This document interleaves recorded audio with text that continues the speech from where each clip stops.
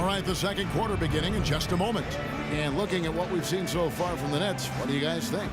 And I thought the defense was key here for this club. They really tightened up and made it difficult on their opponent. How about the help on the drives and rotations? I mean, they've really been in sync as a unit. You know, as great as 2012 was for the Nets, in many ways, they really came up short on their last game of that calendar year. In 2012, the New Year's Eve matchup against the Spurs, the Nets only scored 5 points in the third quarter of that contest. The guards, Rajon Rondo and Courtney Lee. Chris Humphries is out there with Wallace, and it's Sullinger in at the 5 spot. That's the Boston 5. And Clark, you were talking about the Nets. They went from looking like a team that could compete for a title to a team that, while still talented, Steve, and a lock for the playoffs, was a little closer to the middle of the pack than they thought. Well, with the hot start they got off to, I think it was just a matter of time before they hit a cold stretch. And never fun to be held to just 5 points in a quarter. And that game had a lot of Nets fans wondering how the rest of the season would go. But, hey, they got it back together and still finished off pretty well. You know, you think of what a typical Eastern Conference team plays like, and you often think of the Celtics. I mean, they like to slow it up. They'll play hard D and take their fouls when they can. Still, the Celtics last year were just average when it came to playing the rest of the conference. And both free throws good for Lee. Well, and back to the Celtics, even as you said, Clark, they do all the things most Eastern Conference teams do well. They just couldn't keep it together, Steve, to finish far above 500 in the East. Well, losing Rondo was a huge part of it as they had to adjust their entire offense midway through the season. And I think a lot of it, too, is the rest of the East has caught up to them, and time is finally catching up to them. Williams, he's checked in for the Nets.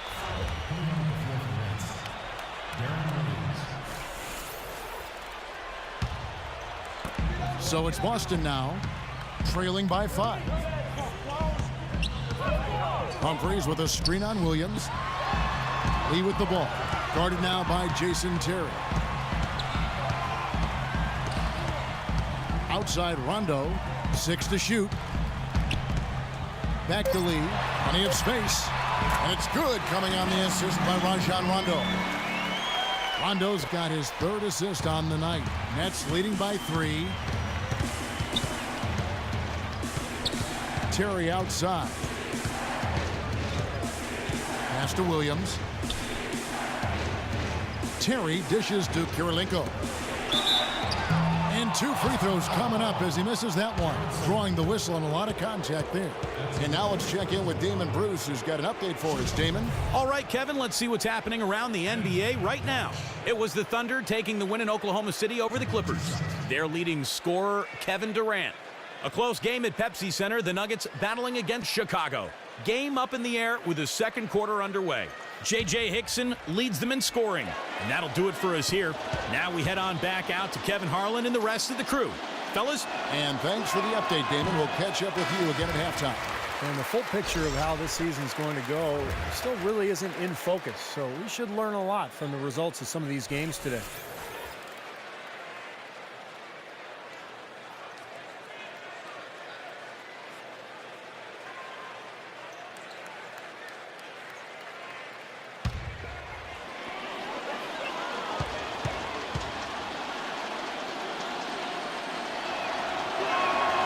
And he's good on the second.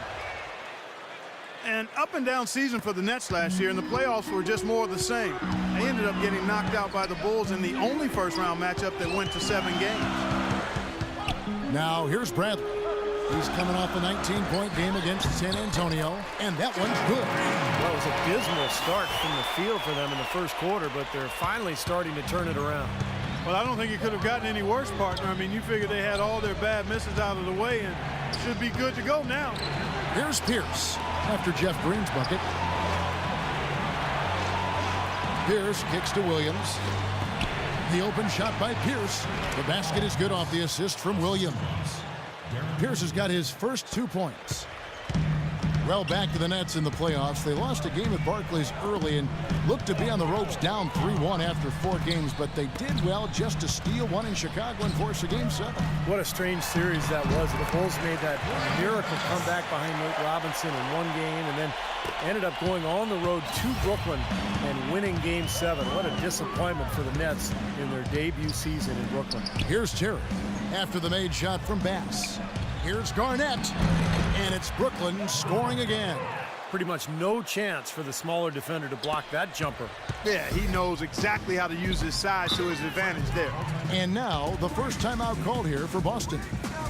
Guys, the Celtics went from being a powerhouse in the East to middle of the pack last season, but they still protected their home court as well as anybody. Easy to find inspiration here with the parquet floor under your shoes and the banners hanging over top. Doris Burke has an update for us. Doris? Thanks, guys. I got a chance to hear what Jason Kidd was saying to his team. He wants his guys to devote a lot more energy to clamping down on the inside and preventing any shots from close range. Better interior defense was his message. Guys, they're clearly hoping those changes have an effect even before this game makes it to halftime. Kevin? Great. Thanks for the report, Doris. Now, here's Bradley, averaging 13 points a contest. Pass to Lee. Bradley against Terry. Garnett with the block. Terry outside. The pass to Williams. Back to Terry. Lopez right side. Rebound Boston. You do have to love the parquet floor here, as you said, Clark.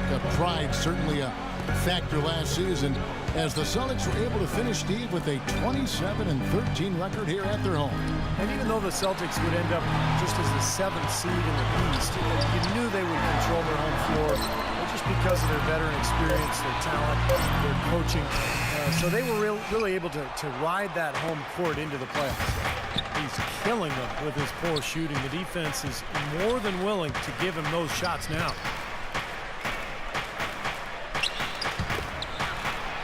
That drops, and it comes off an assist from Williams.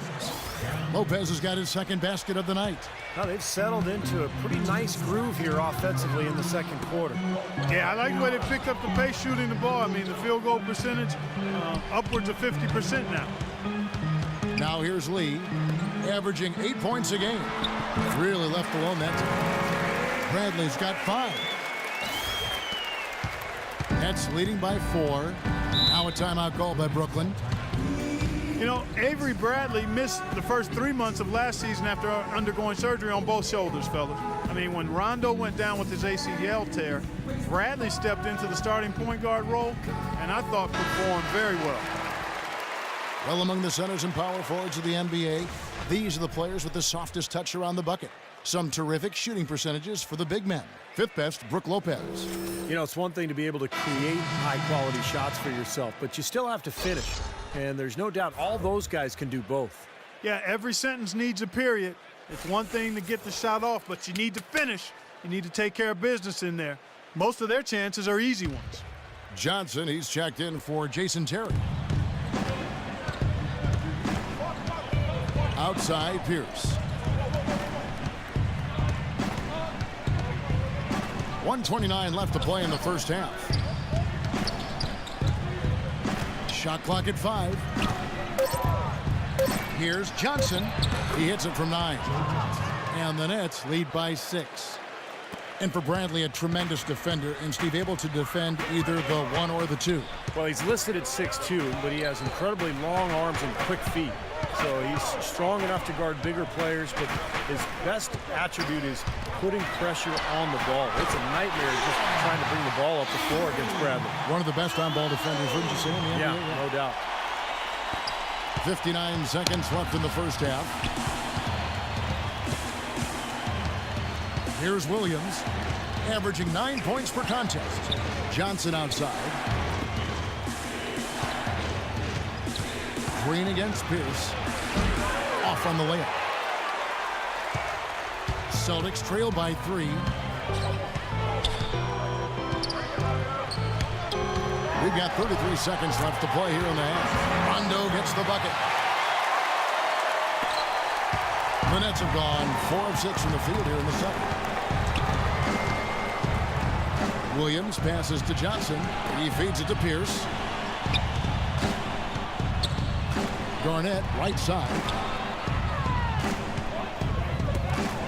Clock at 6. Johnson, that's for 2. It's rebounded by Bass. Bass has got 3 rebounds so far in the game. There's the 3. What a play! Simply dreams it in at the buzzer. That's a nice way to end the half. A big 3 to take the lead as we go to the break. Second quarter ends in a tight one. It's the Celtics leading by just 2. And now let's catch up with Doris Burke, who's standing by on the sideline. Doris? Well, KG, you showed a lot of energy out here through the first half. What fuels you after nearly 2 decades in this league? Competition. The naysayers, she talk too much. I take a lot of pride in my craft. I work really hard on my craft every day, and I'm a true professional. Thank you for the time, sir. Guys, back to you. Thanks so much, Doris, and we'll step away briefly, but get you right back in there for the start of the third quarter after this break. Now, presented by Sprint. And welcome to halftime. We got a close game right now out in Boston. A tightly contested game for the Celtics up against the Brooklyn Nets. The offense has been firing on all cylinders. This team is cooking. Rajon Rondo not having much difficulty scoring against this Nets defense. He's got 7 points, and as usual, he's been handing out a lot of assists. And Brooklyn also having a good first half. Looking to get back on the right track while the season's still young. We'll see if they can tack on a win here tonight. A sensational first half for Kevin Garnett. He's got 8 points and not much to complain about with his shot selection either. A nice field goal percentage in the first half. And now we look at the games being played right now. Real scores, real stats from the real NBA. The Bulls are in a close one against Denver. About halfway through the second in that one. A look now at some games that are already in the books. For the Clippers, a loss to the Thunder in Oklahoma City. Their scoring leader, Blake Griffin. That'll be all for this episode. It's in the books. I'm all done reading. Thanks so much for watching, and enjoy the second half. The Sprint Halftime Report, presented by Sprint.